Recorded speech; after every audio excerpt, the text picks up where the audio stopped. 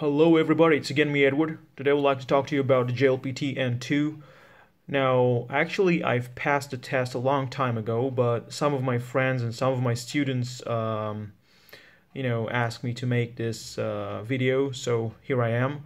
And it's been a long time since I actually posted anything on YouTube because I've been pretty busy lately. Yeah, so I'll tell you at the end of this video about the things that I'm doing right now. I have a lot of work to do. So, yeah, the JLPT N2. So, I had JLPT N4, N3, and N2.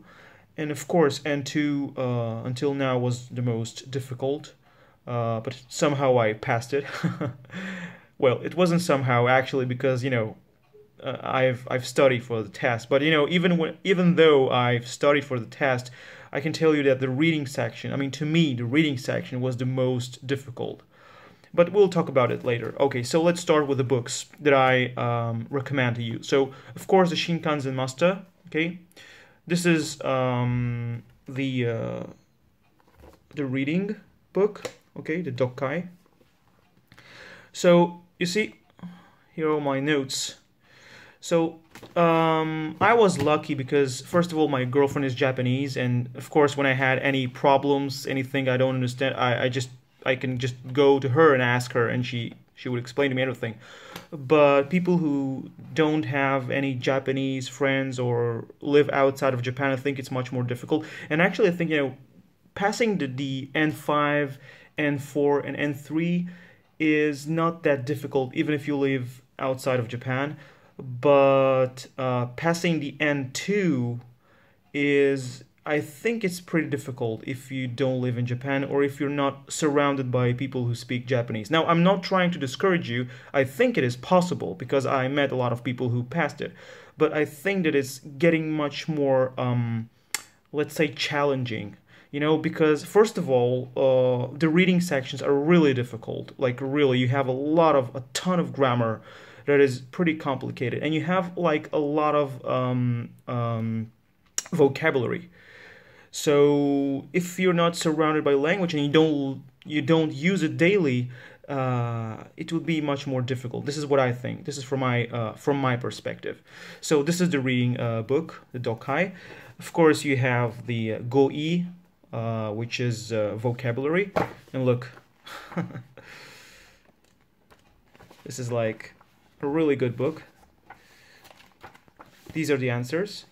At the end of each book you have the answers, each and every book. Now this one is my favorite, the grammar book, the Bunpo. So like the structure of this one is really good. I think you have each and every grammar point explained only in Japanese, because at this level you have to know Japanese and you have to be able to understand these explanations without English. Okay, so, and of course you have the questions, and these questions, the last questions, like at every.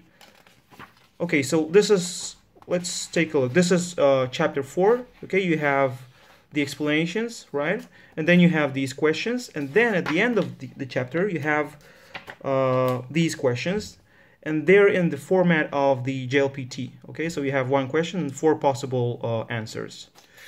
And this is a really good book. I really like it. Okay, so there you have this is this is the N3. It shouldn't be here. I'm sorry. Okay, so you have the Kanji book, right? You have the Kanji book, which is also really good. Actually, to me, the kanji was the easiest part because I really like kanji. Okay, and this one is the chokai, the listening part. And again, I barely used it, because when you're surrounded by people who speak Japanese and you live in Japan, you don't really need this, I think. Again, if you live outside of Japan, I think it will help you, but to me, it was useless, really. Now, then you have this one, the hajimete no Nihongo noryoku shiken N2 tango. You have 2,500 words, vocabulary, right? And each one of them has, you see, a sentence, example sentence. And of course, you can download the audio files and you can listen to them while reading, which is really, really good. This is also one of my favorite books, and it helped me a lot, really helped me. Because, you know, as I told you, in the N2 you have a ton of words. And of course, I used this also in the other test that I took.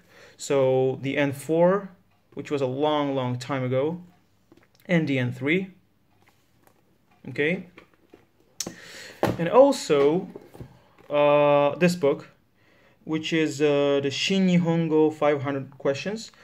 So you have the moji, you have the goi, and you have the bunpo. So it goes over everything, like the words, the reading, the kanji, and of course the bunpo, which is the grammar. Okay. So for example, you have a question. This question is moji, which is reading kanji. This question is goi, which is vocabulary, and this question is bunpo, which is grammar. Okay, so just go over them, like, and you have the answer here, the correct answer, and the explanations, which is a really, really good book. Okay, but this is a review book. Okay, this is only for review. Now, this one, try. This is definitely one of my favorites. Try Bunpo Kara no Basu Nihongo. So I have this one also for the N3, and I think, yeah, I already reviewed it, you know. I have a review about this book, which was really, really perfect, really good book. So this is actually the same thing, just for the N2. Okay, so you have chapters, right? In every chapter you have reading sections. I'll show you. Let's see. Okay, so this is the first chapter, right? Here you have the subject, and then you have the reading section. Okay, in every reading section you have a few grammar points that you're gonna learn, right? You see them in bold, and then they explain, right? They explain the grammar points, and then you have the questions. And this is a really, really good book, really. And also you have listening parts, like listening exercises and reading exercises. Really great. Helped me a lot. And now the last one is this one. This is actually a book that my girlfriend bought me. Like, she told me that this is really good, and one of her friends who also passed the JLPT N2 recommended. So, you know, we had this book, and this is really good, but this is quite difficult, I think. So it's called Marugoto Master. Okay, this is for bunpo, which is grammar. Okay, and for dokai, which is reading comprehension. Okay, so I'll show you how it's constructed. And you have here explanations in several languages, in English, in Chinese, and Vietnamese. A lot of Vietnamese guys learn Japanese, right? Yeah, this is Vietnamese, definitely. Okay, so you have reading sections, right? This is a reading. And then you have some of the difficult words, like the new words that you learn. And then you have the explanation about the grammar points. So these are the grammar points. So, basically you have only one here, right? And then you see some example sentences.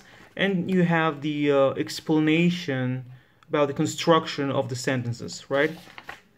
And then you have more reading, and then you have some questions. And, you know, this is also very good, but you have these exercises, right? So it's a little bit more difficult than for example, the try, but I think it's also really good. But, you know, I'll tell you the truth, I think that the most useful book was probably for reading was this one. Definitely for reading. It was pretty difficult, but it really helped me, because actually they show you exactly all the structures, all the different my English is pretty bad right now. All the different kinds of questions that you can actually have in the actual test, the JLPT. So it really helped me a lot. So basically that's all. I think, yeah, I think that's all. Oh, and of course, you really have to get a notebook and to write down the kanji, because this is the best way to actually memorize the kanji. Even though that, in the actual test you don't have to write any kanji, but when you write them down, the new kanji that you learn, it actually helps you to memorize them. That's all basically. So right now, I'm really busy, so I won't be able to upload a lot of videos. But actually, I started um, my new channel in Hebrew, where I teach Japanese in Hebrew. So if you want to see that, you can actually. I mean, most of you don't really speak Hebrew, I think, but anyway, and. Probably in the next few months I will start uploading vlogs. So stay tuned. Thank you very much and goodbye.